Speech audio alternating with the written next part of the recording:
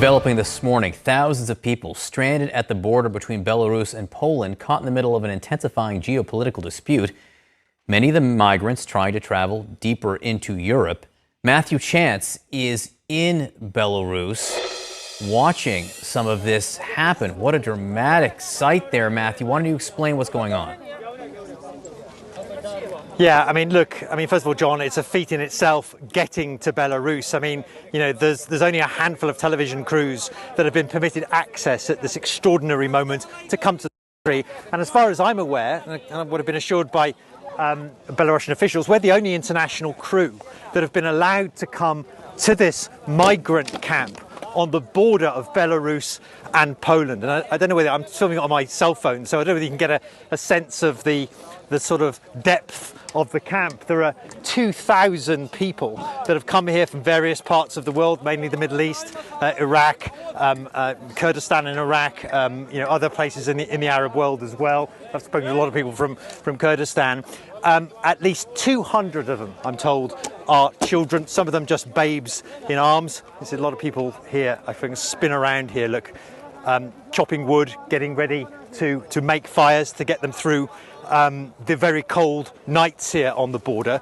600 of them are women, the other 1,200 are said to be young men. I'm going to flip the camera around so I can sort of show you some interesting scenes. There, a better look there at the sort of scenes that are playing out, unfolding here on the border between Belarus and Poland. And if you just allow me to sort of walk you down here, we can actually see the razor fence. You don't want me to show your face, I won't do that. The razor fence that's been erected by the Polish side to try and prevent the migrants that have flooded into Belarus from moving across into Poland, which is of course a member of the European Union. And there you can see, I think, the actual Polish police and border forces who are standing there on guard all the way down this razor wire barrier to prevent migrants from breaking through. And you get a sense of how long this camp is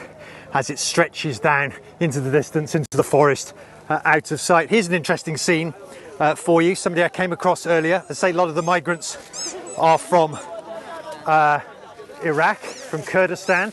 They're building these makeshift shelters because the temperatures, as you can imagine, in this part of the world in the winter are dropping down. Let me drop inside. And they've built a polythene shelter, look. Hi, how are you? How are you? Where are you from? Iraq. From Iraq? From Kurdistan? Yeah, Kurdistan. Excellent, all right, thank you, good luck. All right, so just a little sense of the scenes we're witnessing here. I should tell you that, both sides blame each other for this crisis. The Western countries, including the United States, the European Union, and of course Poland, say that Belarus is using these refugees as propaganda. It's actually encouraging them to come in and then essentially directing them, forcing them towards this border to put pressure on the European Union and to punish it perhaps for some of the support that the EU has given to Belarusian dissidents and for the sanctions that it's put on Belarus for its various crackdowns on its own opposition figures here in the country. What the Belarusians say, though, as well as some international aid agencies, I have to say, is that the Poles are not doing everything they can either to protect the rights of migrants, and in some ways are not living up to their obligations under international law. But clearly it is a very difficult situation. I've got some news for you from the migrant services. There's 2,000 people in this camp at the moment. By the end of the week there could be as many as 5,000, and there are thousands more, according to Belarusian officials, who are on their way. John.